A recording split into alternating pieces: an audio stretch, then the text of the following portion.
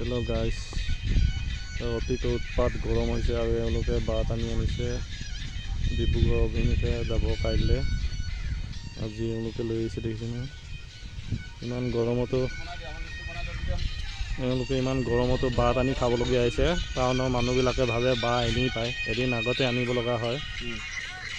কিমান কষ্টত নিয়ে, তথাপিও তেওঁলোকক 2 টকা দিবলৈ টান পায় মানুহে।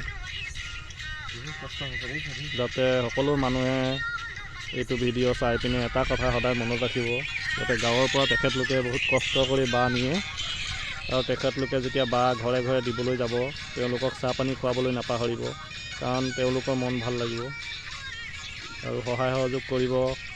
তেওঁলোকক যাতে ইমান দাও দাম কৰি নাথাকিব। সকলো মানুহ একেই নহয়, কিছুমান ভালো আছে, গতিকে চবকে চাব আৰু চবৰে যাতে ভাল হয়, সেইটো কাৰণে ভিডিঅ'টো বনাইছোঁ। তেওঁলোকে কিমান উৎকট গৰমত বাট আনি আনিছে, চব কিমান ঘামি গৈছে। মই চুই চালোঁ তেনেকুৱা, চব কিমান ঘামি গৈছে, অৱস্থা বেয়া হৈ গৈছে, কাহিল হৈ গৈছে। ভিডিঅ'বোৰ চাই যাব, লাইক কৰিব আৰু সকলোৱে যাতে চহৰত তেওঁলোকক অশান্তি নিদিয়ে, তাৰ বাবে ভিডিঅ'টো বনালোঁ। Bye bye.